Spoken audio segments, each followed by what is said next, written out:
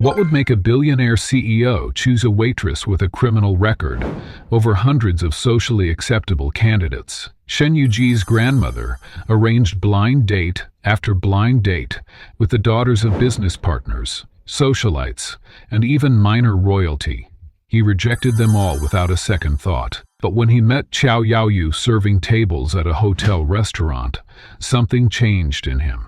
Despite discovering her past imprisonment, despite his family's threats to cut him off, despite the business world turning against him, he stood firm. Their unexpected love story reveals what truly matters when everything superficial is stripped away. If you enjoyed the video or found it helpful, a like and a subscribe would mean the world to me. It really helps the channel grow and keeps you in the loop for all the latest content. What drives a man to risk everything for love? The cameras flash as Shen Yuji steps onto the podium, his face showing determination despite the whispers spreading through the crowd. The grand ballroom of Shen Enterprises headquarters, typically reserved for product launches and merger announcements, falls into an expectant hush. Business reporters check their notes, confused by the cryptic invitation that mentioned only behind Shen. A massive digital display showcases the company's latest quarterly achievements.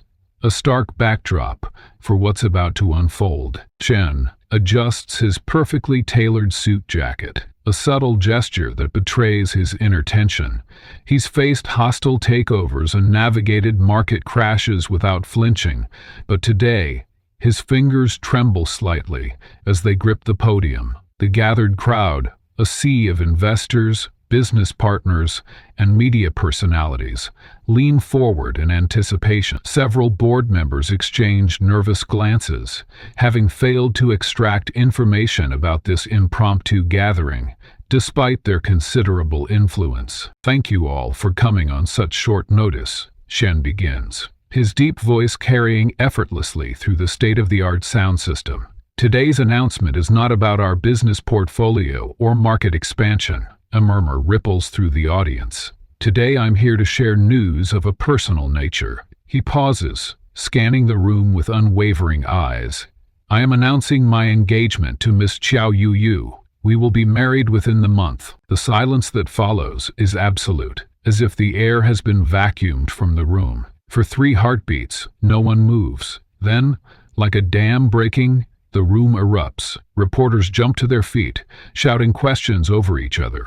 Business associates whisper frantically, many reaching for their phones. Along the wall, several prominent families, whose daughters had been mentioned as potential matches for the billionaire CEO, exit hurriedly, faces flushed with indignation or embarrassment. Who is she? What family does she come from? Is this connected to the Hong Kong expansion? The questions fly at him from every direction. Shen raises a hand, and surprisingly, the chaos subsides. His authority, cultivated over years of commanding boardrooms, hasn't diminished, despite this unexpected announcement. "Ms. Qiao is currently employed in the hospitality industry," he states simply, deliberately avoiding more specific details. This vague response triggers another wave of commotion. A reporter from a financial newspaper stands, her expression incredulous. "Are you referring to Qiao Yu, the waitress from the Meridian Hotel?" The specificity of the question confirms what Shen already knew. His private life has been under surveillance far longer than he'd estimated. Instead of denying or deflecting, Shen's expression softens momentarily. "Yes, that is correct. Ms. Qiao is the woman who taught me what true value means." His gaze hardens as he continues, a concept many in this room might benefit from reconsidering. Pointed remark lands like a warning shot. Several executives shift uncomfortably, recognizing the implicit criticism of their metrics-obsessed mindsets. Along the walls, security personnel in dark suits remain vigilant, their earpieces occasionally lighting up with communications. Their presence is unusually heavy for a corporate announcement, suggesting Shen anticipated resistance. Near the back exits, additional teams stand ready, a precaution that hadn't been necessary. The reporters, momentarily stunned by Shen's directness, recover quickly. Their fingers fly across smartphone screens, searching databases and social media for any trace of this woman who has captured the heart of Asia's most eligible bachelor. Their expressions shift from confusion to shock as preliminary information appears. "Mr. Shen," calls out a veteran business reporter, "public records indicate Ms. Chow has a criminal history. Would you care to address these concerns?" The room grows tense. Several cameras zoom in on Shen's face, looking for any crack in his composure. The executives who remain whisper behind their hands, already calculating the potential damage to shareholder confidence. Shen stands straighter, his jaw tightening almost imperceptibly. "I'm fully aware of Ms. Chow's history," he states, voice cutting through the tension. "And I'm equally aware of the circumstances surrounding those records." The implied suggestion that there's more to the story hangs in the air. "I will not be entertaining questions about her past. Her future is what matters to me. Our future together." His uncharacteristic passion silences the room again. This is not the calculated, measured CEO they're accustomed to observing. A photographer from a society magazine captures the moment. Shen's eyes flashing with a protective intensity never before displayed in business negotiations. "But surely," persists a financial analyst, "you must consider the implications for investor confidence." The Shen name has always represented stability and strategic decision-making.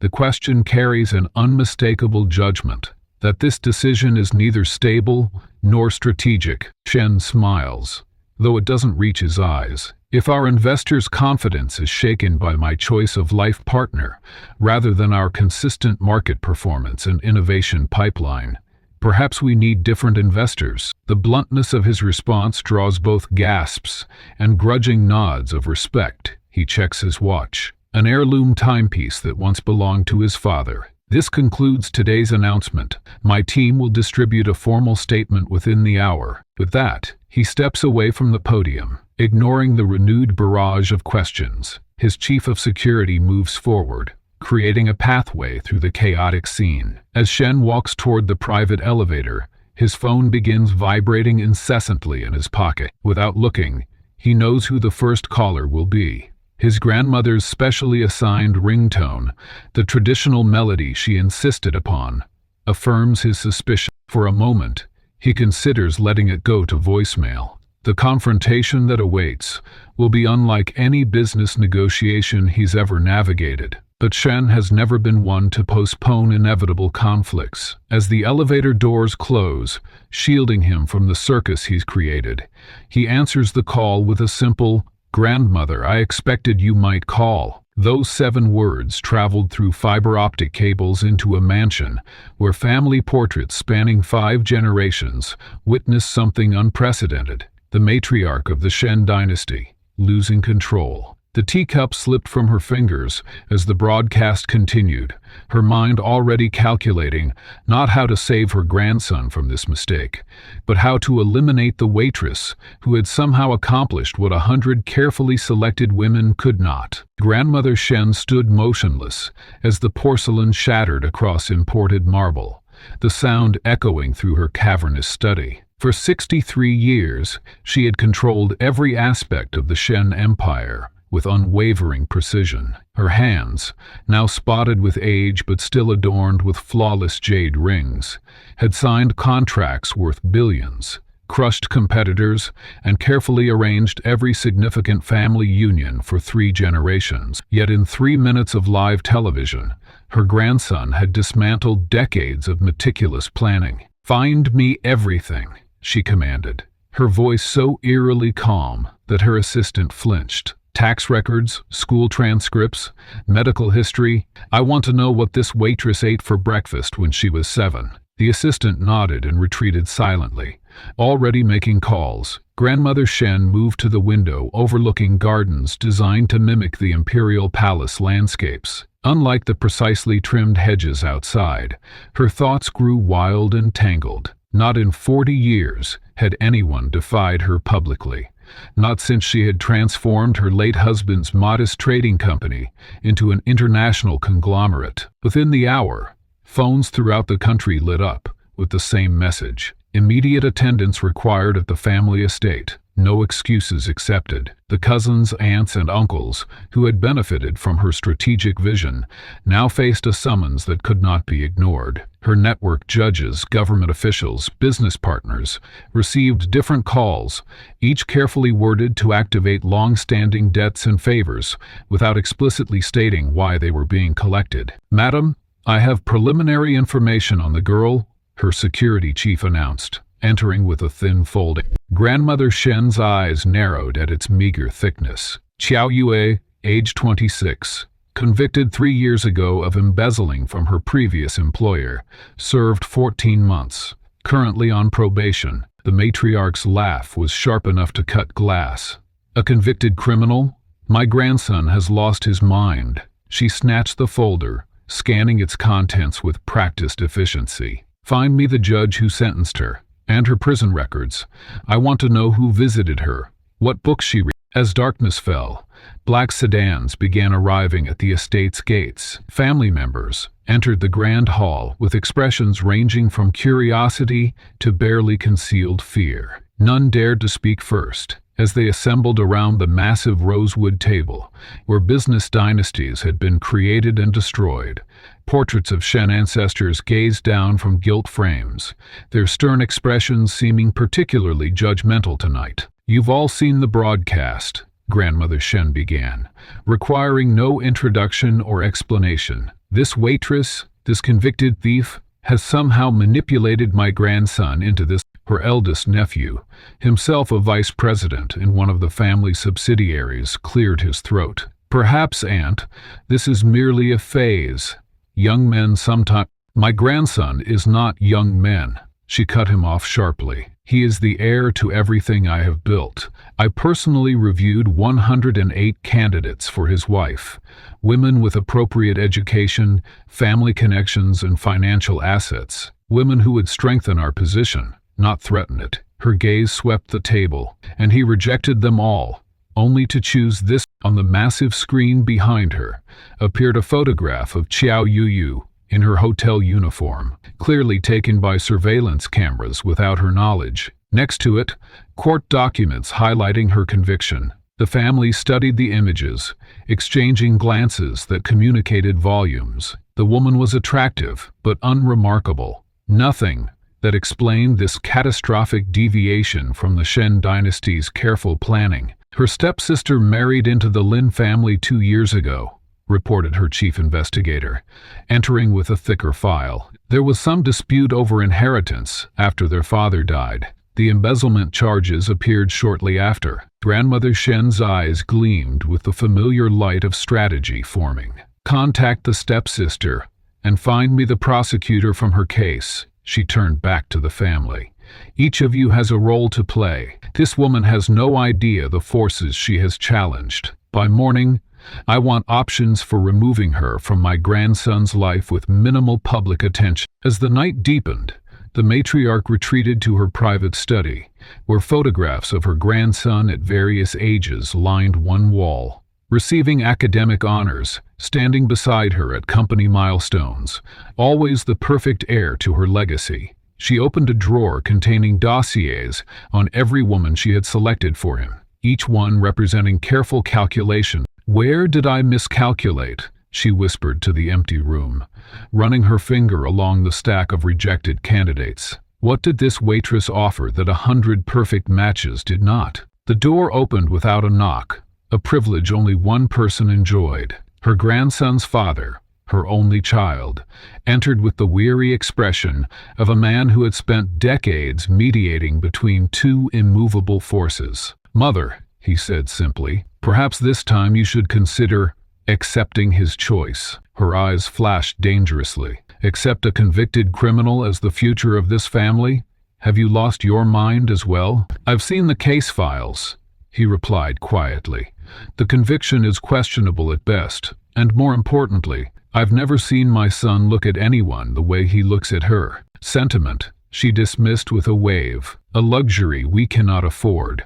"By morning, I will have enough leverage to end this nonsense." She turned her back, signaling the conversation's end. When dawn broke, her plan was ready. The family gathered once more, receiving their assignments with solemn nods. As they departed, she made one final call to her grandson. "You have 24 hours to end this relationship," she informed him without greeting, "or I will cut you off completely. No funds, no position, no family name. Furthermore, I will ensure your waitress faces consequences for this manipulation. There are secrets about her past and yours that would destroy you both if revealed." The silence that followed her ultimatum stretched for 3 beats before his voice, remarkably calm, replied, "I anticipated this response, grandmother. I've already transferred my personal assets. As for your threats against Xiao Yu, they only confirm I've made the right choice. A woman of integrity is worth more than your empire built on manipulation." The line went dead, leaving Grandmother Shen staring at the phone in genuine shock, for perhaps the first time in her adult life. Grandmother Shen's shock was 3 years in the making, though she'd missed all the warning signs hidden within her grandson's meticulous pattern of rejections. What could possibly be missing from the 100 women who represented perfect calculations of status,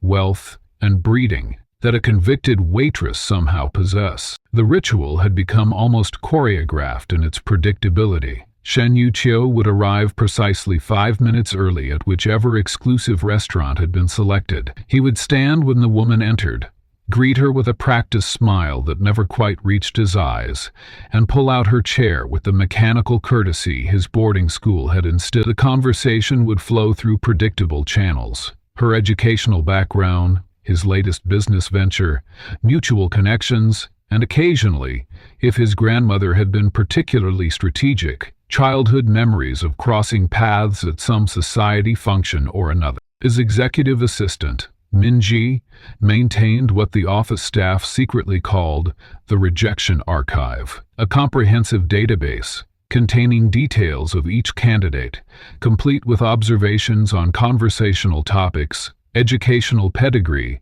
family connections, and the precise wording Shen used when declining further contact. The spreadsheet had grown so elaborate that patterns emerged like constellations in a night sky. He responded more positively to women who asked questions rather than simply answering them, yet never agreed to a second date with anyone who inquired directly about marriage prospects. "You're being unreasonable," his cousin Junho had told him during the family's Lunar New Year gathering, after candidate number 67 had been dismissed. "Grandmother found you an Olympic medalist this time.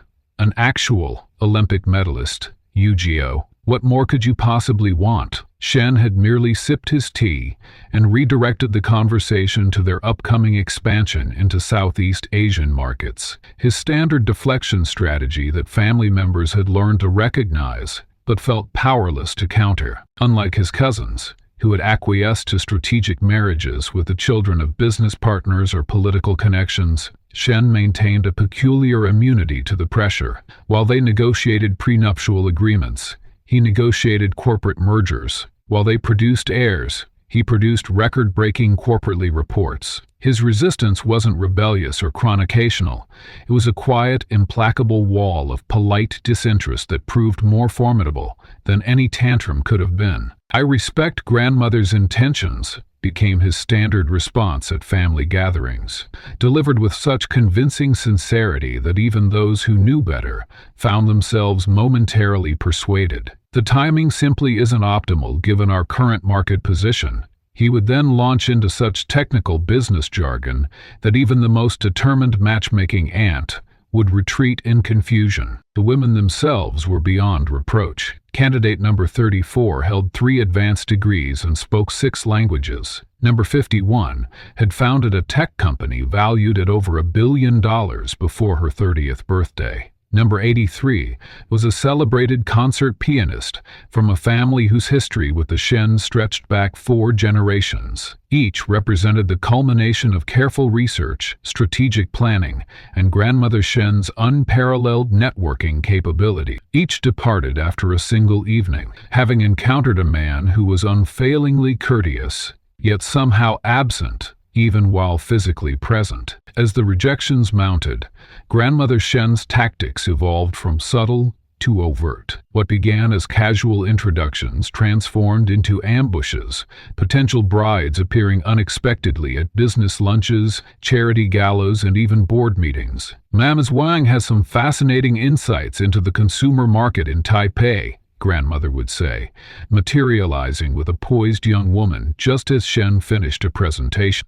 Perhaps she could join us for dinner to discuss them further. His escape routes narrowed as his grandmother's determination intensified. For the 89th prospect, grandmother Shen rented an entire restaurant and stationed family members at every exit. For the 94th, she arranged for his car to unexpectedly break down outside the summer home of a Supreme Court justice with an eligible granddaughter. By candidate 100, she had resorted to emotional warfare, presenting him with his grandfather's wedding watch with tears in her eyes, speaking of legacy and loneliness in ways that penetrated even his well-constructed defenses. His resistance remained enigmatic, even to himself. These women embodied everything society deemed valuable: beauty cultivated through the best skin care and subtle procedures, intelligence honed at prestigious institutions, social graces perfected through generations of careful training. Yet something essential remained absent, something he couldn't articulate but felt with increasing clarity with each new introduction. The sensation wasn't dissatisfaction so much as a peculiar emptiness, as if he were examining exquisitely crafted sculptures that contained no actual substance. The database entries grew more sparse as Minjiji recognized the futility of detailed analysis. Candidate 105, Harvard MBA, fluent Italian, family-owned shipping company, declined. Candidate 106, neurologist, published poet, connected to finance minister, decline. Candidate 107, professional cellist, family embassy connections, potential American market inroads. Candidate 108, philanthropist, former model, family owns 3 provincial newspapers, declined. It was after this final rejection, as rain pelted the windows of his car and his driver navigated the congested evening streets, that Shen felt a weariness settle into his bones. 8 hours of board meetings followed by 2 hours of performative conversation had left him with a headache building behind his eyes. "Stop here," he instructed his driver, pointing to a hotel whose restaurant remained open late.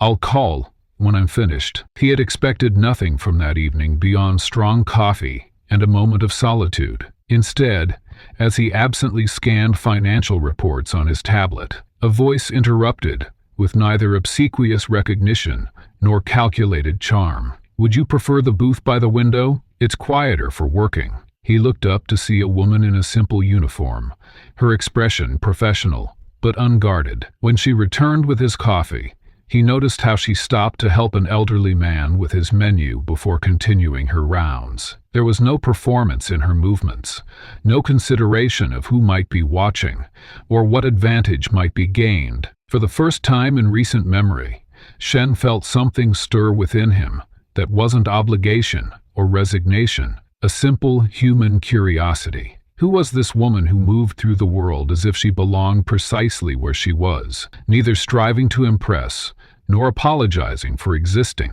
When she smiled at a child's clumsy compliment about her hair clip, the expression transformed her face with a genuineness that made the practiced social smiles of his 100 prospects seem suddenly artificial. The authenticity that captivated Shen Yuju that rainy evening wasn't a quality Qiao Yuo had been born with. It was one she'd earned through a crucible few could imagine surviving. Her day began at 4:30 IEM, when most of the city still slept and darkness blanketed the streets. The small apartment she called home, a single room with a kitchenette in the corner, felt coldest in these pre-dawn hours, but she never allowed herself to linger under the thin blanket. Time was a luxury she couldn't afford. By 5:15, she would be walking briskly toward the employee entrance of the Meridian Hotel, her uniform pressed the night before, her textbook on hospitality management tucked carefully in her bag. The morning shift supervisor, Mr. Huang, always checked her arrival time with particular attention. his eyes following her movements with a scrutiny not applied to other staff members. His distrust was silent but palpable, a reflection of the shadow that followed her everywhere. During the morning rush, Qiao Yaoi moved with practiced efficiency between tables, memorizing orders without writing them down, anticipating needs before guests voiced them. Her smile never wavered, not when a businessman snapped his fingers to summon her, not when a woman complained about perfectly prepared eggs, not when she overheard coworkers whispering "ex-con" when they thought she couldn't hear. The luxury hotel that employed her did so with reluctance, a fact made clear during her monthly performance reviews, where minor infractions were documented with meticulous detail. Between breakfast and lunch service, she would retreat to the staff break room, transforming a corner table into a makeshift study desk. Her textbook was second-hand, its margins filled with notes from a previous owner that she had to decipher around. She studied with fierce concentration, highlighting passages about customer service excellence, while mentally calculating the tips she needed to cover next semester's tuition payment. Occasionally, she would glance at her watch, not for herself, but to ensure she didn't miss the medication schedule of Mrs. Lin, an elderly regular guest who often forgot her heart pills. Her small apartment bore the markers of a life interrupted and cautiously rebuilt. A single framed photograph stood on her nightstand, her father smiling beside her at her high school graduation before illness took him and before her stepsister's machinations robbed her of everything else. The wall beside her bed held newspaper clippings, chronicling her case, arranged chronologically from arrest to conviction to release. She'd highlighted key inconsistencies in the evidence, circled names of witnesses whose testimony seemed rehearsed, and written question marks beside judicial decisions that defied legal precedent. The most revealing item in her sparse home was hidden beneath her mattress, a journal she'd kept during her 14 months in prison. Unlike the bitter manifestos many inmates wrote, Qiao Yue's pages contained methodical plans for education, employment, and eventually vindication. One recurring entry began, "When I clear my name, I will," followed by dreams modest in scale but profound in meaning. Restore her father's reputation in the community, complete her degree, perhaps someday open a small cafe where people could feel welcomed, regardless of their past. Every Tuesday, regardless of weather, Qiao Yu visited her father's grave. The cemetery groundskeeper had grown accustomed to seeing her arrive with fresh flowers and a thermos of tea, which she would symbolically pour as she spoke aloud to the father who had raised her alone after her mother's death. "I'm still working on it, Ba," she would say, wiping the headstone clean. "I promise I'll make things right." On these days, she allowed herself to cry, the only time she permitted such vulnerability in a world that seemed eager to interpret any emotional display as confirmation of guilt. Her social circle was small but vital. Wei, a kitchen porter with a gambling past, who saved her from harassment during her first week. Mei, a housekeeper raising 3 children alone after escaping domestic violence. And old Mr. Zhang, a doorman who had served time for political dissidents in his youth, and recognized in Qiao Yuo the same dignified determination. They gathered monthly for simple meals in Wei's crowded apartment, celebrating small victories. Wei's 3 months of gambling sobriety, Mei's son's school award, Qiao Yaoya's perfect score on a hospitality certification exam. The hiring manager at the Meridian had made it clear when he reluctantly offered her the position. "One mistake, that's all you get." The warning wasn't necessary. Qiao Yao maintained meticulous records of her work hours, kept receipts for every purchase, and asked for written confirmation of schedule changes. Protective habits, formed in a world where her word alone would never be enough. Her probation officer, Mrs. Teng, conducted surprise workplace visits that humiliated Qiao Yu but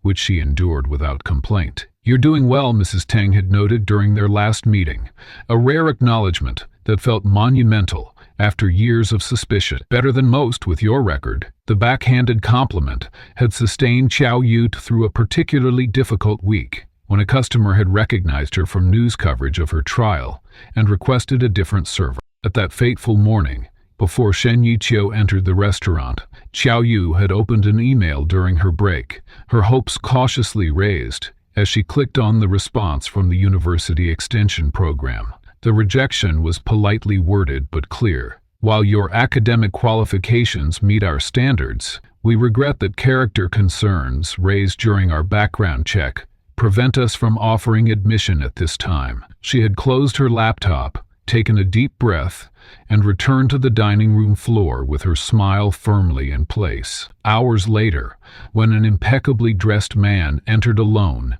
and requested a corner table, Qiao Yuyo noticed him only as Table 7, another customer, to serve with professionalism, regardless of his evident wealth or status. She couldn't have known that this particular customer had just rejected the 108th suitable match his grandmother had arranged, or that he would notice something in her genuine interaction with a child at the next table that all his family's calculated matchmaking had failed to find. When she approached his table with water and a menu, there was no dramatic meeting of eyes, no immediate recognition of souls connecting, just a woman doing her job with quiet dignity, and a man who, for the first time, saw someone who wasn't performing a role for his benefit. His coffee would spill, her response would reveal character rather than calculation, and two lives that should never have intersected would begin an unexpected journey together. In a world where everything had a price,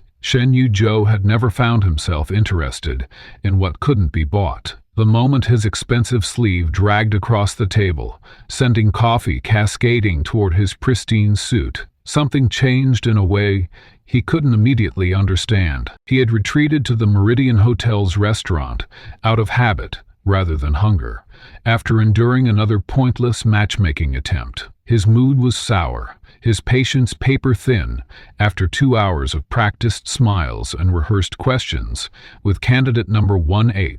The philanthropist model with newspaper connections had been perfectly lovely, which was precisely the problem. Perfect on paper, perfectly forgettable in person, perfectly aligned with his grandmother's vision, perfectly wrong for him. The small restaurant, tucked away from the hotel's main thoroughfare, offered something his regular haunts couldn't: anonymity. Here, the dim lighting and secluded booths provided shelter from recognition, a rare commodity for someone whose face regularly appeared in business publications. He chose a corner table, ordered coffee, and allowed his mind to drift through acquisition projections for the upcoming quarter. When the dark liquid spilled, cascading toward the crisp white of his shirt cuff, he braced himself for the typical response: excessive apologies, offers of compensation, perhaps attempts to secure his contact information under the guise of paying for cleaning. It was the dance he'd grown accustomed to. When minor inconveniences occurred in his presence, people saw dollar signs before they saw him. Instead, the waitress moved with calm efficiency, sliding napkins beneath the spreading puddle, while simultaneously lifting his portfolio from harm's way. "The tables tilt slightly to the left," she said, her voice matter-of-fact. "Happens at least twice a shift, no harm done." Shen looked up, startled by the lack of performative concern in her tone. She wasn't flustered, wasn't trying to ingratiate herself, wasn't even looking at his face to gauge his reaction. Her focus remained entirely on solving the immediate problem. "Would you like another cup?" she asked, already clearing away the wet napkins. "Yes," he replied, studying her with newfound curiosity. "Thank you." She nodded and disappeared, returning moments later with fresh coffee and a small saucer of biscuits she hadn't ordered. "On the house," she explained with a small smile that appeared and vanished so quickly he almost missed it. "The good one, not the packaged ones we usually serve." As she turned to assist an elderly couple who had just been seated nearby, Shen found himself watching her interactions with unusual interest. She helped the older woman with her chair, adjusted the table's position to accommodate the man's cane, and spoke to them with a gentle deference that never felt artificial. No cameras were rolling, no supervisors watching, just a genuine moment of human connection. When she returned to the coffee station, he noticed the book she'd placed on the counter. Contemporary Business Ethics, Moral Frameworks in Global Commerce. It was well worn, dog-eared pages marked with colorful tabs, margin notes visible even from where he sat. This wasn't casual reading, it was serious study. During a lull between customers, she returned to the book, absently tucking a strand of hair behind her ear as she highlighted a passage. Shen found himself wondering what caught her attention in those pages. The same text he'd assigned to his executive team last quarter, dismissively skimmed by most. His phone buzzed with messages he ignored. For the first time in months, something outside his carefully constructed world had captured his attention. Her movements were economical, her demeanor quietly confident despite her position. She answered a question from a fellow server without looking up from her book, pointing to a section of the register with the casual ease of someone who knew her environment completely. When his business associate arrived 30 minutes late, the bubble of calm observation burst. Zhang Wei, a potential investor from Shanghai, entered with the entitlement of someone accustomed to being catered to. He snapped his fingers for service, while still removing his coat, not bothering to look at the person he was summoning. "Coffee, black, and whatever he's having," Jean barked when she approached. "And be quick about it. We have actual business to discuss." Shen watched her face, expecting to see the flash of annoyance such treatment usually provoked. Instead, her expression remained neutral, her voice even. "Certainly, sir. Would you prefer our house blend or the single origin Ethiopian we're featuring today?" The question, delivered without sarcasm, but with unmistakable professionalism, caused Zhang to finally look at her. "Whatever's fastest," he muttered, already turning towards Shen. As she walked away, Shen noted the straight line of her shoulders, the dignity in her bearing despite Jiang's dismissal. It struck him then, the fundamental difference between this waitress and the 100-plus women his grandmother had paraded before him. She wasn't performing. In a world where everyone around him calculated their every word and gesture for maximum advantage, her authenticity was jarring. The business meeting proceeded as expected, with Zhang outlining investment opportunities that Xinyan evaluated with his usual precision. Yet he found his attention repeatedly drawn to the waitress as she moved through the restaurant, balancing trays, assisting colleagues, studying during brief moments of respite. When the meeting concluded and Zhang departed, Shen lingered, ostensibly to finish his coffee, but actually watching her assist the elderly couple with their bill. She crouched slightly to be at eye level with the seated woman, listening intently to something that made her smile genuinely. As he prepared to leave, he found himself approaching the counter where she was organizing receipts. "Excuse me," he said, surprising himself with the uncharacteristic directness. "May I ask your name?" She looked up, mild surprise crossing her features. Not the practiced surprise of socialites receiving compliments, but genuine human curiosity. "Chow Yuo," she answered simply.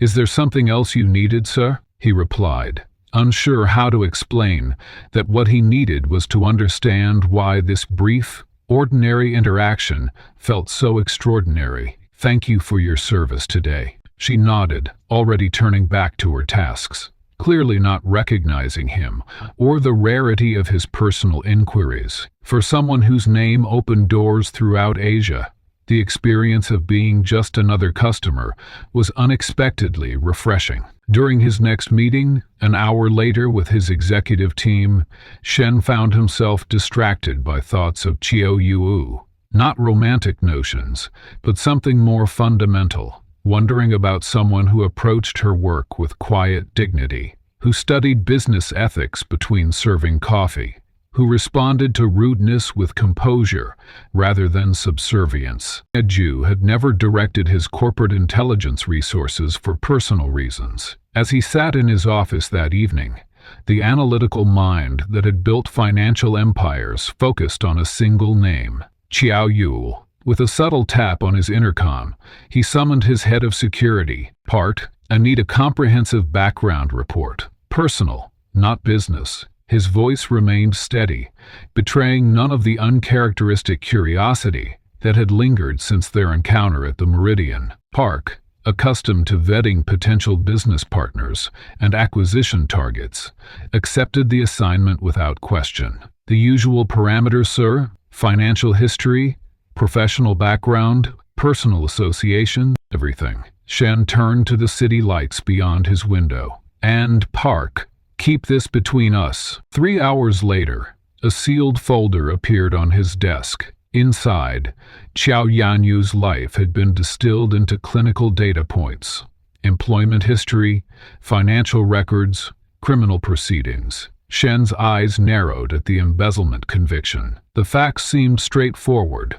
Funds missing, evidence pointing to her, a swift conviction. Too swift. After 20 years of detecting corporate fraud, Shen recognized the telltale signs of a case built for efficiency rather than accuracy. The trial transcript revealed a defense attorney who had barely spoken, financial records with convenient gaps, and witness testimonies that aligned with suspicious. Rather than sending the file back as he normally would, Shen opened his laptop and began his own analysis.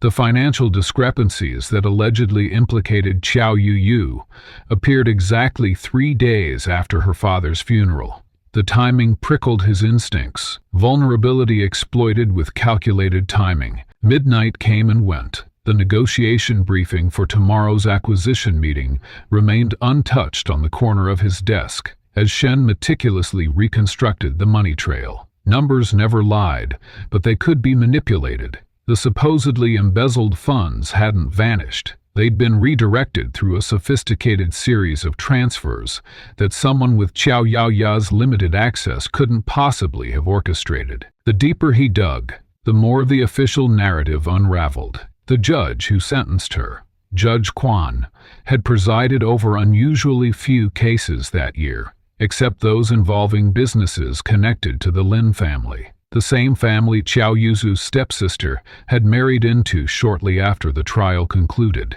Shen leaned back, rubbing his eyes. This wasn't a coincidence. This was methodical. By dawn, he had compiled enough inconsistencies to warrant serious questions about the conviction. But business instinct wasn't legal evidence. He needed more. Park, he called as his security chief arrived with the morning reports. Expand surveillance on the subject. Daily patterns, social connections, personal habits, and find me everything on Judge Quan's relationship with the Lin family. Park's eyebrow raised slightly, the closest he came to questioning his employer. Sir, the acquisition meeting begins in 40 minutes. Shen waved dismissively. I'll manage. For the first time in his career, Shen Yuju entered a 9-figure negotiation underprepared. His mind kept returning to judicial improprieties and suspicious financial transfers, while discussing market penetration strategies. The surveillance reports arrived 3 days later. Qiao Yuo's life followed a pattern of remarkable discipline. Pre-dawn arrivals at the hotel, double shifts when available, study during breaks, and a small apartment in a neighborhood that stretched her modest income. The weekly cemetery visits continued regardless of weather. Her social circle consisted primarily of co-workers gathering for occasional meals, where she drank tea rather than alcohol, and left early to study. She could sell her story, Park noted during his briefing. Tabloids would pay handsomely for wronged waitress headlines. She hasn't approached any media. Most revealing was what the report didn't show. No signs of resentment manifesting as self-destructive behavior. No attempts to contact wealthy patrons for. Meanwhile, Shen's financial investigation team had uncovered the connection he suspected. Judge Quan's daughter had received a suspiciously generous scholarship from a foundation where the Lin family held significant influence. The timing aligned precisely with Qiao Yuo's case. A security camera footage from Qiao Yuo's former workplace revealed something equally damning. Her stepsister Qiao Shanshan, accessing the accounting office after hours, Just days before the discrepancies were discovered, the footage had never been entered into evidence. Shen compiled these findings into a private server, password protected and isolated from company systems. Each night, he added more evidence, building a case that was becoming increasingly personal. The major telecommunications merger his board expected him to focus on received only fractional attention compared to the meticulous investigation of a waitress's wrong conviction. "Sir," his executive assistant ventured cautiously one evening, "the board is asking about your recommendation on the Thailand expansion." "Tell them it's coming," Shen replied without looking up from the transcript he was annotating. The assistant hesitated. "Also, your grandmother called. She's found another candidate she'd like you to meet. A neurologist, returning from Vienna, interested." The dismissal was automatic, his attention fixed on a discrepancy in the witness testimony that contradicted the financial timeline. After 2 weeks of investigation, the picture was complete. Qiao Yu had been systematically framed by her stepsister. The motive became clear when Shen uncovered the terms of her father's will. A significant inheritance, divided equally between the daughters, with Qiao Shen receiving control only if her stepsister was deemed unfit to manage her portion. A conviction for financial crimes had conveniently solved that problem. The evidence was compelling, but presented a dilemma Shen had never faced. In business, identifying a problem led naturally to leveraging resources for a solution. But this situation existed outside the realm where his wealth commanded immediate results. The judicial system had its own momentum, its own entrenched interests. More unexpectedly, Shen discovered something shifting within himself. This wasn't merely an intellectual puzzle to solve. Each piece of evidence revealing Qiao Yuo's resilience in the face of calculated injustice intensified his respect for her. The woman who efficiently served coffee while studying ethics had maintained her dignity through an ordeal deliberately designed to destroy her. His customary detachment had vanished. For the first time since taking control of Shen Enterprises, he found himself emotionally invested in an outcome that offered no business advantage. Emotional investment without business advantage was uncharted territory for Shen, requiring tactics absent from his corporate playbook. He returned to the Meridian not as a CEO pursuing an acquisition, but as a man seeking connection with someone who valued character over capital, a currency he wasn't accustomed to trading in. For a man who negotiated billion-dollar deals before breakfast, the simplicity of ordering coffee became a complex strategy. Shen arrived at precisely 7:15 each morning, claiming the same corner table, with a view of both the entrance and service station. Other patrons might have considered it just another day, but for Shen, each visit represented a deliberate departure from his meticulously scheduled existence. His approach defied everything his position traditionally afforded him. There were no reservations at exclusive restaurants, no VIP concert tickets or private gallery viewings, just a man in a slightly less intimidating suit, drinking coffee that cost a fraction of what his personal chef prepared at home. He arrived without entourage, driver instructed to circle the block, removing the trappings of wealth that typically preceded him, like a corporate herald. "You're becoming quite the regular," Qiao Yu noted on his 5th consecutive visit, a hint of suspicion beneath her professional smile. Most executives prefer the platinum lounge upstairs.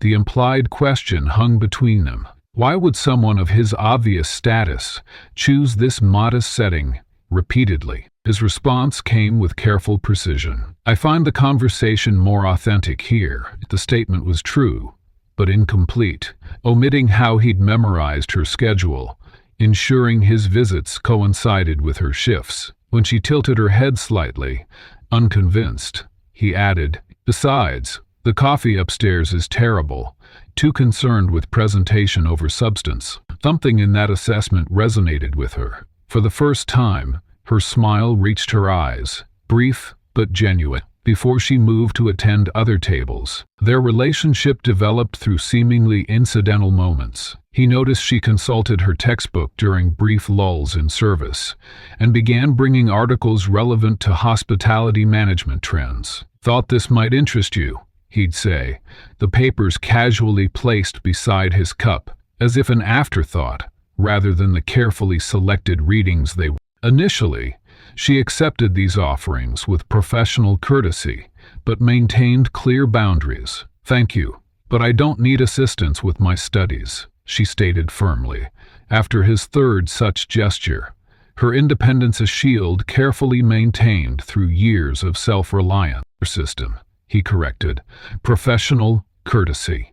I share industry information with colleagues regularly." This reframing, treating her as a professional equal rather than someone in need of help, marked a subtle shift in their dynamic. What fascinated him most was how she moved through her world with quiet dignity, intact, despite circumstances that would have broken others. She deflected a coworker's invitation to gossip about a notoriously difficult customer with, "Everyone has difficult days," redirecting the conversation toward improving service protocols instead. When a new server dropped an entire tray during the morning rush, she seamlessly absorbed half his section without complaint, later sharing her portion of the pooled tips, despite working double the tables. These weren't calculated acts to impress. They occurred whether Shen was present or not, as his discreet observations confirmed. Unlike the performance often staged for his benefit in boardrooms and social functions, her integrity wasn't a costume donned for strategic advantage. On his 11th visit, Chen arrived during an unexpected downpour. Xiao Yuo approached with a towel. "I keep one by the door during rainy season," she explained, the small kindness offered without expectation. As their fingers briefly touched during the exchange, something shifted.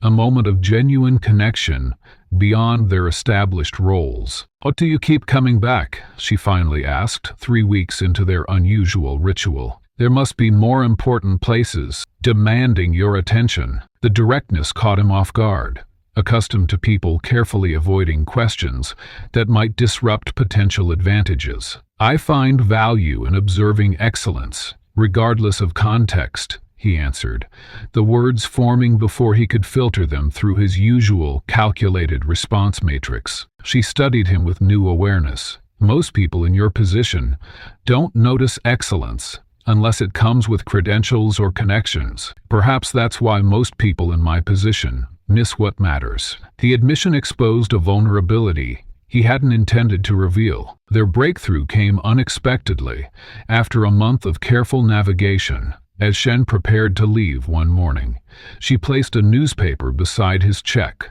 folded to display an article about corporate partnerships with rehabilitation programs for former inmates. "You know, don't you?" she asked quietly, meeting his eyes directly for the first time, without professional pretense. "About my past?" His driver, waiting outside, checked his watch twice, astonished, as minutes stretched to an hour. Through the window, he observed something unprecedented. His employer, who measured meetings in precisely allocated increments, completely lost track of time. The man whose subtle glance at his watch could terminate boardroom presentations was now leaning forward, entirely present in conversation with a waitress. "I know what's in the public record," Shen acknowledged carefully, "but I've learned that records rarely capture the complete truth." Rather than dismissing her past or offering empty reassurances, he asked, "Would you tell me what really happened?" Her assessment lasted several heartbeats, weighing risks against instinct. Then she pulled out the chair across from him. "Why would you care about the truth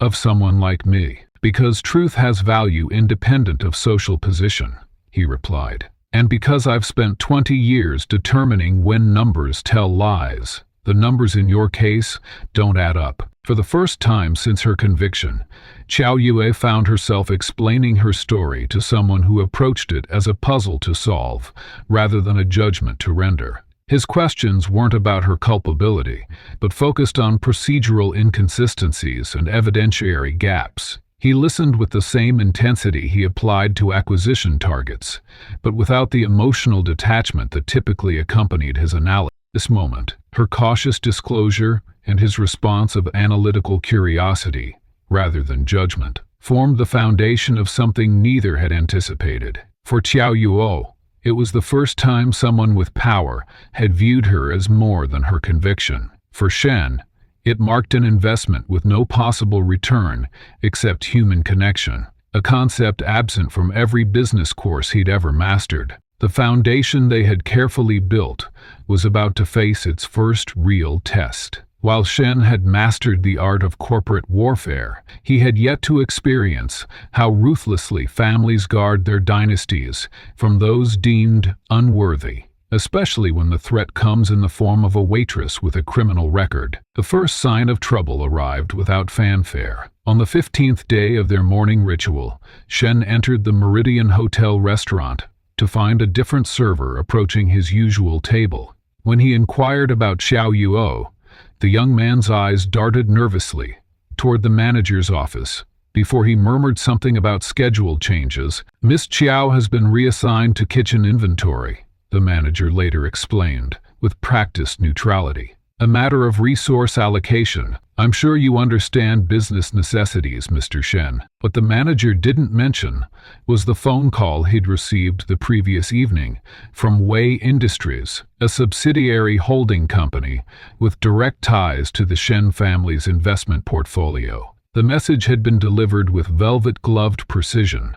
Their continued investment in the hotel chain depended on certain operational adjustments. Shen recognized the maneuver immediately. It bore his grandmother's trademark efficiency, surgical and devoid of fingerprints. The same strategy she'd employed when removing competitors from potential contracts without leaving evidence of interference. Qiao Yu's absence from public-facing roles was merely the opening move. Within days, her supervisor received 3 separate customer complaints about service errors that couldn't be substantiated in security footage. Each complaint originated from email addresses that would later prove untraceable, yet each followed his family's documentation template with eerie similarity. When Chen finally located Qiao Yu in the hotel's back storage area, she was cataloging wine bottles with the same careful precision she'd once applied to serving customers. "They said I'm better suited for inventory,"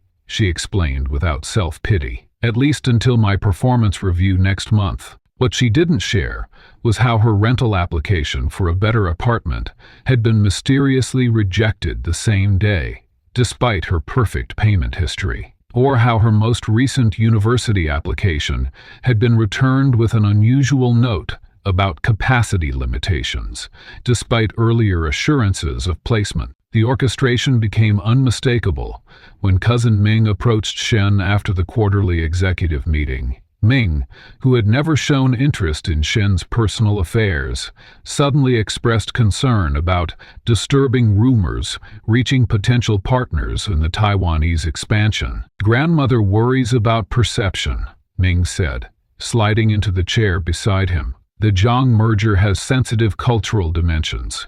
Their representatives mentioned hearing about your regular visits to a certain hotel. They wondered if everything was well with you." The implication was clear. The family had not only noticed his interest in Qiao Yu, but had actively begun shaping external narratives around it. The mention of the Zhang merger was particularly telling.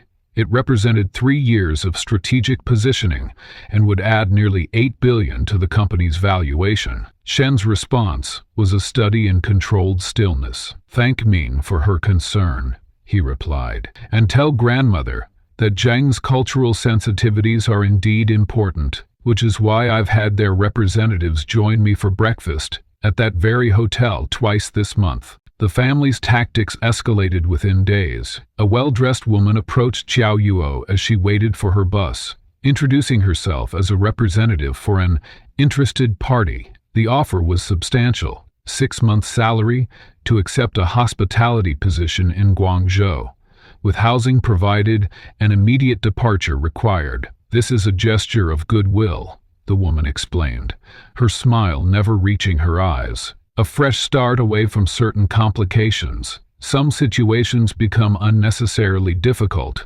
when interests conflict. Xiao Yu declined without hesitation, though the timing couldn't have been worse. That same evening, she received notice that her landlord was terminating her lease due to building renovations. Renovations no other tenant had been informed about. The notice gave her 15 days to vacate, and apartments within her price range had mysteriously become scarce in the surrounding districts. Meanwhile, whispers about her past began circulating among her co-workers. Details of her conviction appeared in staff conversations with suspicious accuracy. Information that went beyond public records and included personal details that could only have come from someone with access to her employment file. "I heard she was already planning to leave," one kitchen worker commented loudly as Xiao Yuo entered the break room. "Probably best for everyone, considering her history. A systematic isolation might have broken someone with less resilience." Yet Xiao Yu continued reporting to work 15 minutes early, completing inventory tasks with meticulous accuracy, and studying her management texts during lunch breaks, now alone in the corner of the staff room, rather than at her once commandery cafe table. Shen Yuju, accustomed to viewing obstacles as puzzles rather than barriers, recognized the pattern immediately. The coordinated pressure points, the progressive isolation, the strategic undermining of stability. These were the same techniques his family employed when absorbing resistant companies. First, remove leadership from visibility, then create documentation of inadequacies, follow with isolation from allies, and finally eliminate resource stability until capitulation becomes the only logical choice. "They're treating her like a hostile acquisition," he realized with cold clarity. The family wasn't merely expressing disapproval. They were systematically dismantling a human life with the same ruthless efficiency they applied. His decision crystallized when he learned from his driver that Xiao Yao had been seen carrying boxes to a storage facility across town, her housing situation apparently resolved by downsizing rather than relocation. She had chosen to remain despite increasing hardship, refusing to be driven away by invisible forces orchestrating her removal. The following morning, Shen Tung entered the hotel kitchen directly, bypassing regular channels. He found Xiao Yuo counting napkin inventory, her back straight despite obvious exhaustion. "I have a business proposition," he stated without preamble, extending a formal envelope. "My hospitality division requires someone with your attention to detail and ethical foundation. The position includes housing in the company apartment complex as part of the compensation package." Her expression shifted from surprise to wariness. "Is this because of what's happening? I don't need rescue, Mr. Shen." "This isn't charity," he replied. "It's strategic recruitment based on observed performance metrics, and perhaps," he added with unexpected honesty, "it's also a countermove against those who believe they can dictate the terms of other people's lives." The offer represented more than employment. It was his first public declaration that their connection mattered enough to challenge established boundaries. For a man who had spent decades avoiding personal entanglements, this single act of alignment meant crossing a line his family had clearly drawn. What happens when the architect of your downfall discovers you might rise again? As Shen's unprecedented gesture offered Xiao Yu a path forward, across town, a woman's perfectly manicured hand trembled while scrolling through a business news alert featuring Shen Yuju, a woman who had stolen more than Xiao Yu's freedom 3 years ago, and now stood to lose everything if the truth emerged. Xiao Qianshan stared at her phone in disbelief, the luxurious surroundings of her Lin family mansion suddenly feeling like a prison. The notification about Shen Enterprises' newest hospitality division hire contained a photo that confirmed her worst fears. Her stepsister, the woman she had meticulously framed, was now connected to one of the most powerful men in the country. 3 years of carefully constructed security began to unravel with a single business announcement. "Is everything all right, darling?"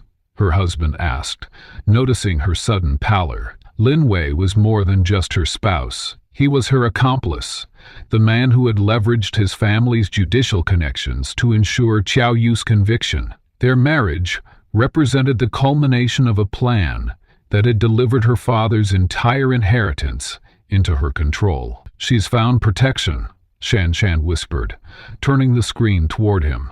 "Not just any protection. Shen Yuju himself." The name struck like lightning. Lin Wei's expression hardened as he scanned the article. This could be coincidence. The Meridian is a prestigious establishment. Perhaps he simply noticed her work ethic. Coincidence? Shan Shan's laugh held an edge of hysteria. Men like Shan don't hire convicted felons as a matter of coincidence. He's investigating. You know what that means for us? The unspoken truth hung between them. If Shen discovered what they had done, their carefully constructed life would collapse. Their standing in society, their wealth, perhaps even their freedom, all of it depended on Qiao Yu's disgrace remaining unchallenged. Lin Ye closed his laptop with deliberate calm. Then we need to act first. Discredit her completely, before she can gain any credibility through her association with him. The following morning, Shan Shan arrived at the Dynasty Club precisely 15 minutes before Shin's regular breakfast meeting. Her appearance there was no accident. She had paid the membership director handsomely for intelligence about Shin's habits. When he entered the private dining area, she affected surprise, rising gracefully from her table. "Mr. Shen," she called, with practiced warmth. "What an extraordinary coincidence. I've been hoping to meet you." The introduction was flawless. She presented herself as Qiao Shan Shan, concerned stepsister of his new employee.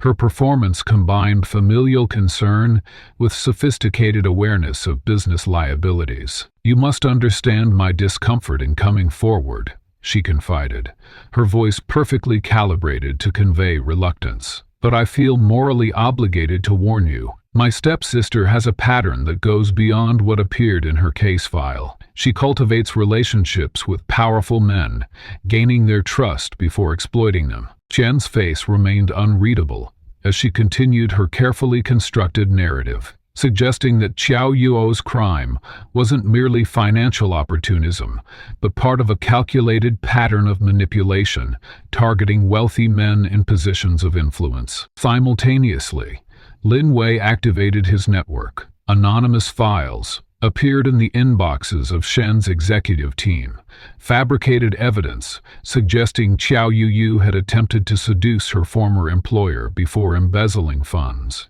The documentation was sophisticated, designed to appeal to Shen's analytical mind by presenting patterns where none existed. When these digital whispers failed to produce results, Shan Shan escalated. She approached gossip columnists at 3 major publications, offering exclusive insider information about Qiao Yu's alleged plan to write a devastating expose about the Shen family once she had gathered enough internal information. "She keeps journals," Shan Shan whispered to an eager reporter over lunch. "Always has. Every conversation, every detail about the family's business practices, all meticulously documented for the book she plans to publish. I've seen the draft pages myself." The rumors circulated through business circles, but to Shan Shan's mounting frustration, they gained little traction.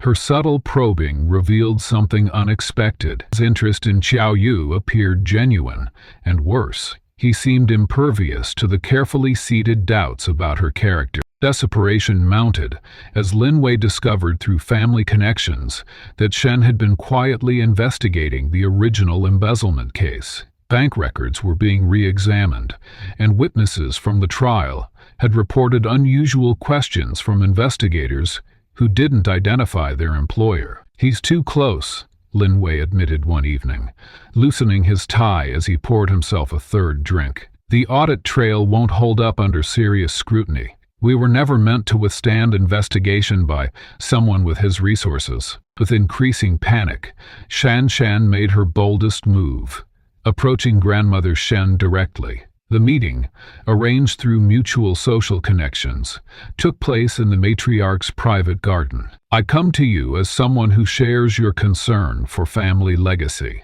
Shan Shan began, her hands folded demurely in her lap. Your grandson has taken an interest in my stepsister, and I fear his kindness blinds him to her true nature. The elderly woman's eyes, sharp despite her years, assessed Shan Shan with unsettling directness. My grandson rarely makes poor judgments about character, Grandmother Shen remarked. What exactly are you suggesting, young woman? Shan Shan presented herself as the reluctant truth-teller, the protective relative, warning of a scheme that threatened both families. She painted Qiao Yu as a calculating predator who had targeted the Shen specifically for his wealth and influence, suggesting that the apparent coincidence of their meeting had been engineered by Qiao Yu herself. While Shan Shan made her desperate appeals, her husband was quietly transferring assets to offshore accounts. Property listings appeared under shell corporations,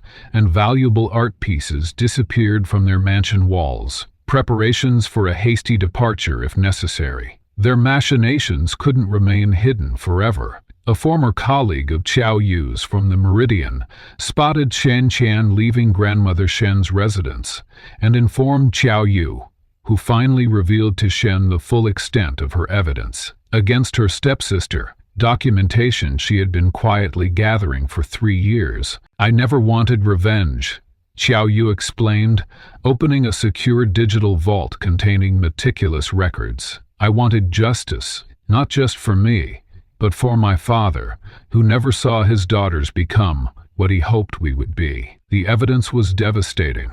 Banking records showing transfers that didn't match the alleged theft, time-stamped security footage from angles not presented at trial, and most damning, a series of emails between Shan Shan and key witnesses that revealed coordination of testimony. The evidence was devastating. Banking records showing transfers that didn't match the alleged theft, time-stamped security footage from angles not presented at trial, and most damning, a series of emails between Shan Shan and key witnesses that revealed coordination of testimony. Evidence can reveal truth, but sometimes truth needs a stage to be heard. As invitations to the annual Shen Corporation Charity Gala arrived in the mailboxes of Taiwan's elite, neither the guests nor the hosts suspected this night of champagne and philanthropy would become the arena where 3 years of calculated deception would finally face its reckoning. The grand ballroom of the Imperial Hotel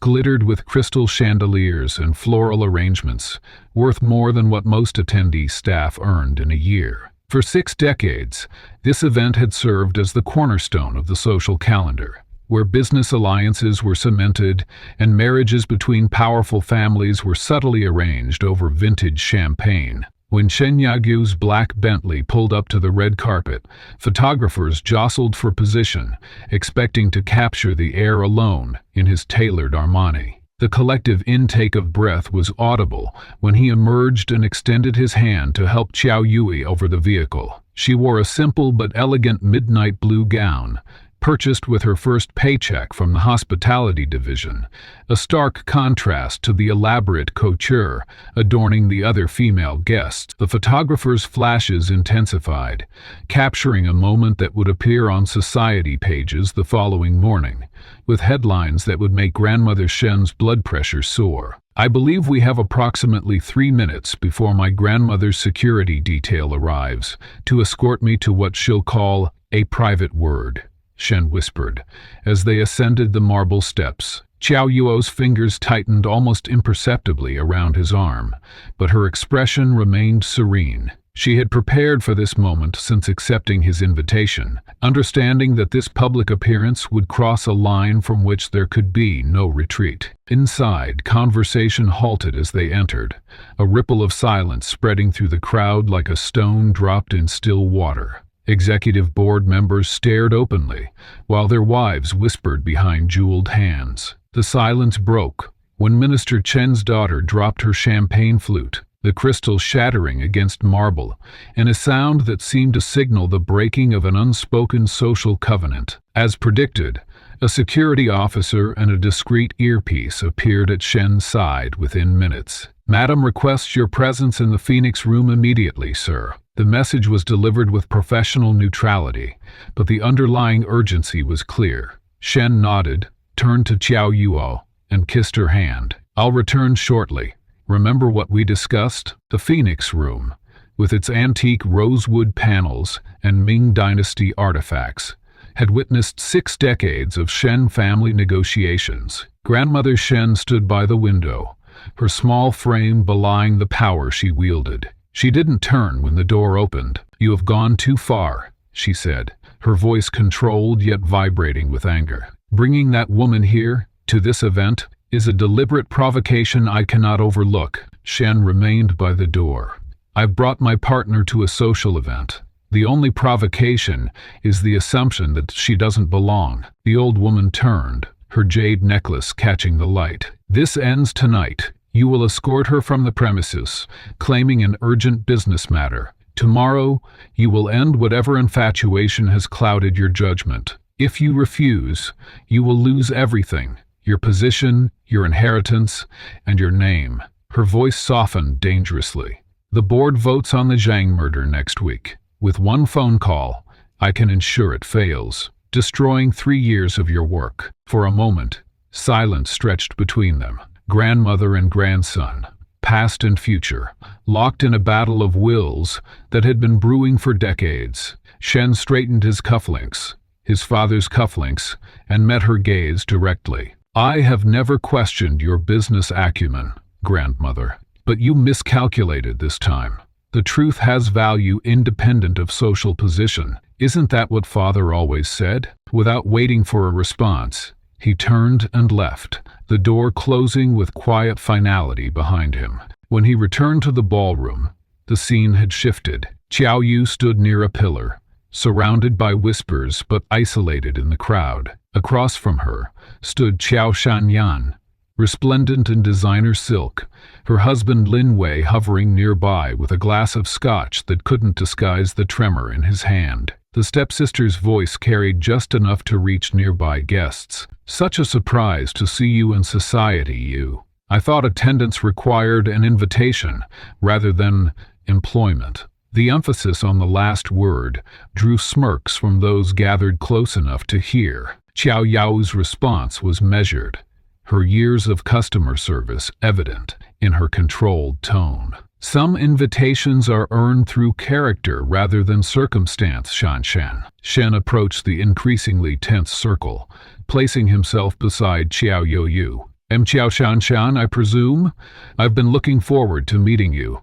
His smile never reached his eyes. "I'm particularly interested in discussing certain financial discrepancies that appeared exactly 3 days after your father's funeral." The color drained from Shan's face as her carefully constructed facade began to crack. Her husband stepped forward, glass abandoned on a nearby table. "This is hardly the venue for business discussions," Lin Wei said, attempting authority, but achieving only nervousness. "In fact, I believe my wife and I should escort her sister home. She appears unwell." He reached for Qiao Yu's arm, but found his path blocked by Shen, who had shifted almost imperceptibly between them. "She's not going anywhere," Shen said quietly, the steel beneath his cultured tone unmistakable. A commotion near the stage drew attention as grandmother Shen tapped a microphone, her recovery remarkable, given the confrontation minutes earlier. "Distinguished guests, I have a joyous announcement. Tonight we celebrate not only our annual commitment to philanthropy, but also the engagement of my grandson Shenyu Jiu to the daughter of our esteemed partner, Director Wang." A young woman in elaborate gold silk looked up in confused delight while murmurs rippled through the crowd. Guests turned to locate Xian, finding him still standing protectively beside Qiao Yu, his expression hardening as the orchestra began a celebratory tune. Without hesitation, Shen strode toward the stage, taking the stairs 2 at a time. He reached for the microphone, his grandmother's fingers reluctantly releasing it as he faced the assembled elite of Taiwan's business world. "I apologize for the confusion," he began, his voice filling the suddenly silent ballroom. "There has been a misunderstanding. I am not engaged to Director Wang's daughter." He paused, scanning the room until his gaze locked with Qiao Yuo. "The woman I intend to marry stands before you tonight, Qiao Yuo, whose character and resilience I have come to admire above all else." Gasps punctuated the silence as he continued. "Some of you may know of her past conviction. What you don't know is that she was systematically framed by individuals seeking to control her inheritance. Individuals present in this room tonight." Gaze shifted briefly to Shan Shan and Lin Wei, who had begun edging toward the exit. "I stand before you committing not only my heart to this woman, but every resource at my disposal to correct the injustice done to her, regardless of the cost to my position or family connections. True courage isn't measured by market acquisitions or social alliances. It's found in standing for truth when falsehood would be far more convenient." Words like "regardless of cost" sound noble in moments of passion, but what happens when that bill actually comes due? As the doors to Shen Tower closed behind him, for what might be the last time, Shen Yuju was about to discover exactly how high a price integrity commands in a world built on compromise. The morning after the gala, Shen arrived at corporate headquarters to find his executive assistant waiting nervously in the lobby, rather than at her usual post. Menji's eyes darted toward the security desk, where 3 guards stood at attention, their postures unnaturally rigid. "I'm sorry, Mr. Shen," she whispered, handing him a sealed envelope. "Your grandmother called an emergency board meeting at 5 a.m. It lasted 17 minutes inside his corner office, or what had been his office until approximately 6 hours ago. 2 junior associates were boxing his personal items under the supervision of his grandmother's chief of security. His family photographs had already been removed from the walls, leaving ghostly rectangles on the otherwise pristine surface. His authentication codes had been purged from the system with such thoroughness that the elevator wouldn't even respond to his thumbprint. "The board has concerns about leadership continuity," explained the HR director, a woman who had just last week sought his approval for her son's internship. She couldn't quite meet his eyes as she recited what was clearly a prepared statement. "Your access to corporate accounts has been temporarily suspended, pending resolution of certain personal matters." The termination paperwork was already printed, his name misspelled in the haste of its preparation. Within hours, the financial walls began closing in around him. His personal banker called, apologetic but firm, explaining that accounts linked to Shen family trusts had been frozen. Credit cards connected to corporate expense systems declined one after another. The property management company for his penthouse apartment sent an urgent message indicating that ownership of the property had reverted to Shen Holdings, necessitating his immediate vacation of the premises. The speed and comprehensive nature of his excommunication revealed a truth that sent a chill through him. His grandmother had prepared for this contingency long ago. The mechanisms for his removal had been designed and kept ready, like a fire extinguisher behind glass, break in case of disobedience. That evening, as Shen packed essentials into 2 suitcases, his phone lit up with a series of notifications. The Zhang merger, which represented 3 years of his strategic vision, had been officially postponed. 3 board members he'd personally recruited released statements expressing renewed commitment to stable leadership. A charity where he served as chairman requested his resignation, citing alignment with founding principles. Qiao Yuo found him sitting on the edge of his bed, staring at the notifications. She knelt before him, taking his hands in hers. "I never wanted this for you," she said, her voice steady despite the tears gathering in her eyes. "Perhaps if we step back, just for a while, they'll restore what's yours. I can't be the reason you lose everything you've built." He looked at her then, really looked at her. This woman, who had lost everything once before and survived, who understood the weight of sacrifice better than he ever could. "Nothing I've built matters if it can be taken away because I chose what's right," he said. "What would it say about me if I abandon you now to preserve wealth and position?" His legal team arrived at the hotel suite he'd hastily booked, their expressions grave as they laid out his options. "Contesting the board's actions is possible," explained attorney Zhang, who had represented the Shen family for 30 years. But your grandmother's influence extends throughout the judicial system. Judge Wu owes her for his appointment. Judge Shen's son works for a Shen subsidiary. Even with a strong case, we're looking at years of litigation with uncertain outcomes. For the first time in his life, Shen Yijio experienced what millions knew intimately: the vulnerability of existing without the protective cushion of wealth and influence. Simple decisions suddenly carried weight: which restaurants to choose based on price rather than preference, which calls to return when time became a limited resource, how to navigate a city that had previously bent itself to accommodate him. The modest two-bedroom apartment they found in a quiet neighborhood felt cavernous in its simplicity after the opulence of his penthouse. No housekeeping staff appeared each morning. No private chef inquired about dinner preferences. No driver waited to negotiate traffic. Yet in this new simplicity, Shen discovered something unexpected: a clarity of purpose, unobscured by privilege. Former colleagues began reaching out, cautiously at first, then with increasing boldness as days turned to weeks. Lin Mei, who had overseen environmental compliance, sent a secure message containing documentation of regulatory exceptions his grandmother had arranged for certain Shen facilities. Zhao Yi from international operations provided evidence of labor practices in offshore manufacturing that violated not just ethical standards but legal ones. Zheng Ho from finance quietly transferred data showing tax arrangements that existed in the shadowy space between avoidance and evasion. She kept you insulated from these aspects, explained his former head of security during a clandestine meeting in a public park. Not to protect you, but to maintain your plausible deniability. If you pursue justice for Ms. Chiao,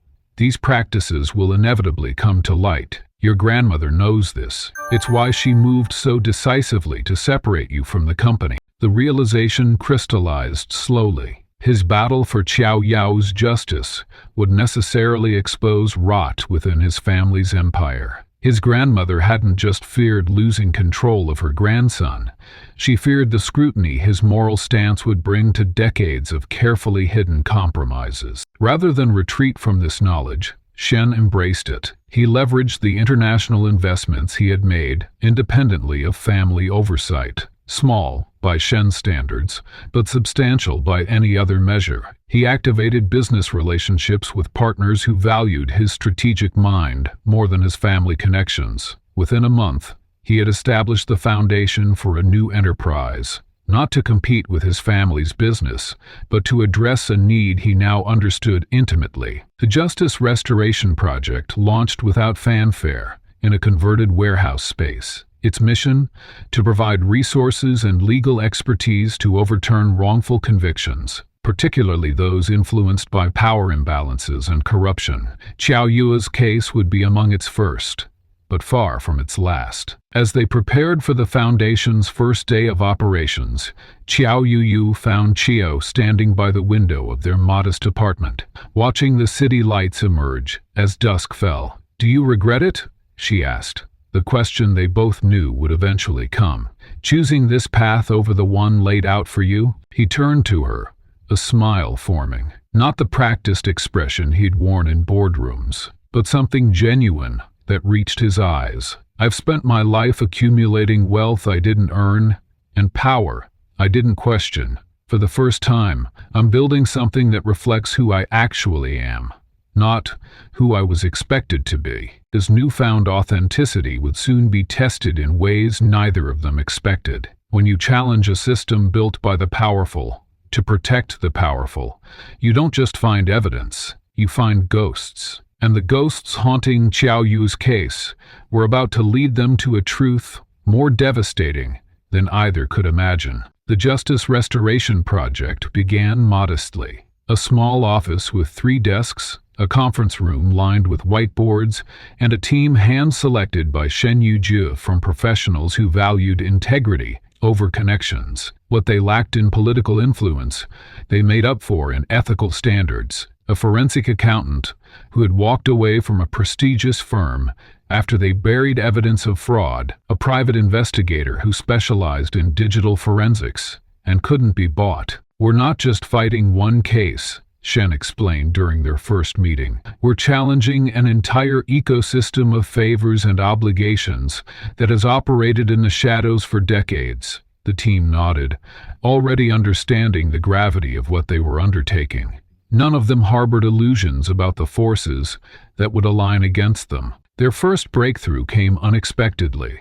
While examining archived court records and cases handled by Judge Quan, they discovered a sealed settlement from 30 years earlier, a labor dispute involving several women who had suffered permanent health damage while working in a textile factory. The defendant in that case, an early manufacturing venture that would later become the cornerstone of the Shen family. This can't be a coincidence, Xiao Yu whispered as they reviewed the documents. The case had been settled for a fraction of what similar cases typically commanded, and the records were sealed with unusual restrictions. Most tellingly, Judge Quan's signature appeared on the settlement, though he had only been a junior clerk at the time. The investigation expanded like ripples in a pond.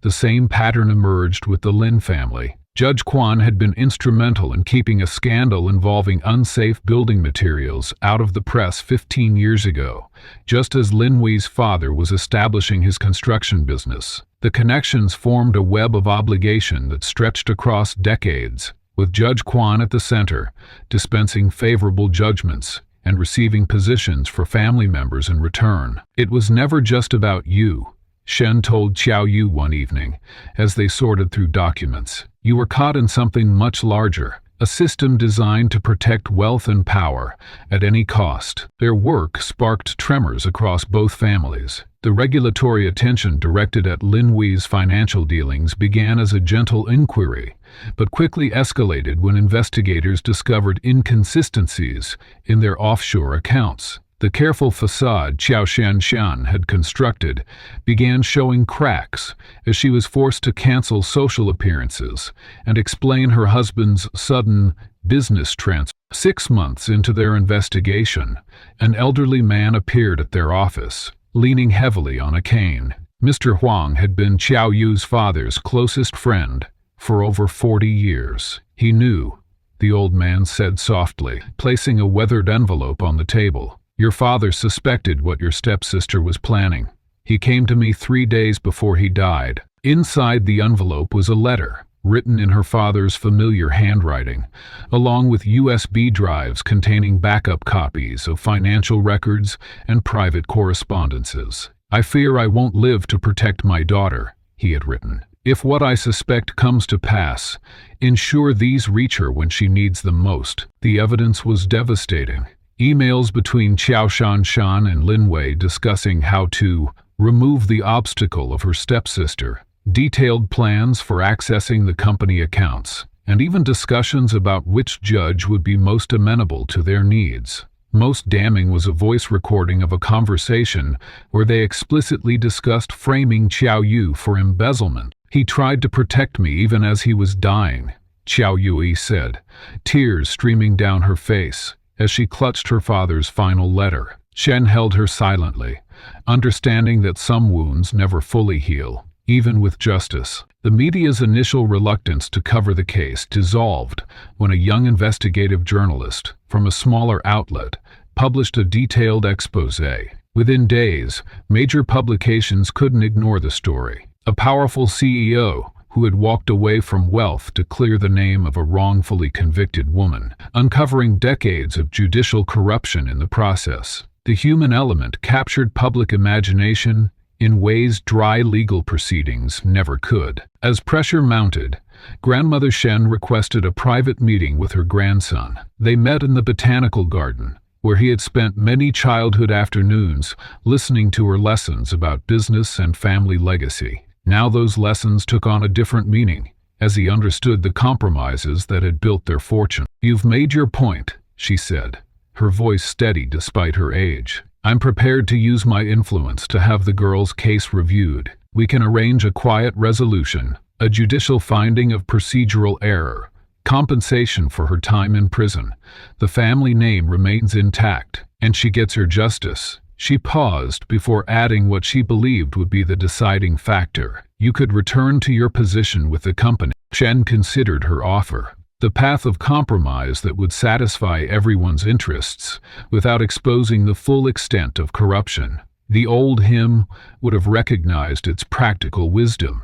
But he was no longer that man. The truth isn't a negotiation, he replied. What happened to Qiao Yuo happened because powerful people believed they could act without consequence. That ends now. The reopening of Qiao Yu's case proceeded with unprecedented speed once the evidence became public. The Judicial Review Committee, facing intense scrutiny, acknowledged significant procedural irregularities and admitted new evidence that contradicted the original findings. Judge Quan announced his retirement the same day, citing health concerns. Qiao Shanchen and Lin Wei returned from abroad only when their legal team advised that fleeing would only worsen their position. They arrived at the courthouse separately, no longer the united front they had once presented.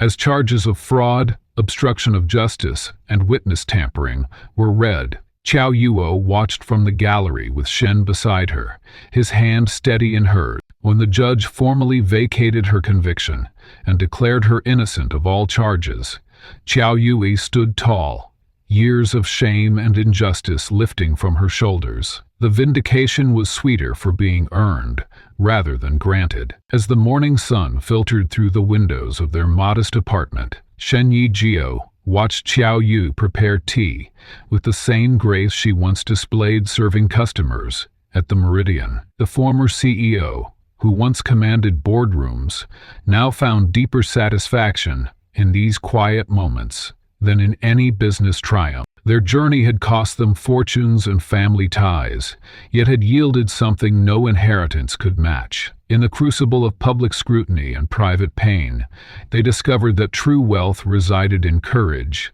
to defend truth when falsehood offered comfort. Their love story wasn't about status or rescue, but recognition. Two souls who saw each other's authentic character through the distorted lens of society's expectations.